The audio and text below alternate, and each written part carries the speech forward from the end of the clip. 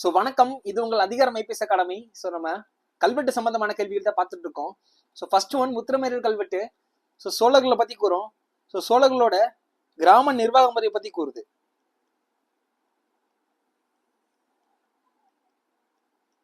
அது மட்டும் இல்லாமல் இந்த உத்திரமேரர் கல்வெட்டு எந்த மாவட்டத்தில் கிடைச்சிருக்குன்னு பார்த்தீங்கன்னா காஞ்சிபுரம்.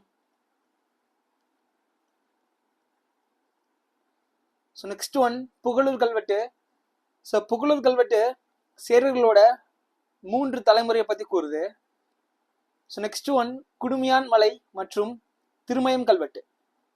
ஸோ குடுமியான் மலை மற்றும் திருமயம் கல்வெட்டு பல்லவர்களோட இசை ஆர்வத்தை பற்றி கூறுது.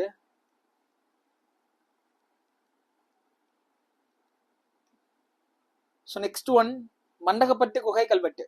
ஸோ மண்டகப்பட்டு குகை கல்வெட்டு முதலாம் மகேந்திரவர்மனை பற்றி கூறுது. ஸோ நெக்ஸ்ட் ஒன் ஐங்கோல் கல்வெட்டு இரண்டாம் புலிகேசி மன்னனை பற்றி கூறுது. ஸோ இந்த ஐங்கோல் கல்வெட்டு இரண்டாம் புலிகேசியோட அவைகள புலவரான ரவிகீர்த்தி என்பவரால் எழுதப்பட்டது.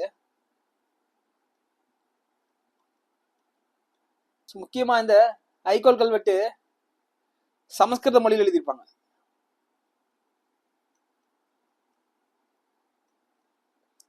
So thank you.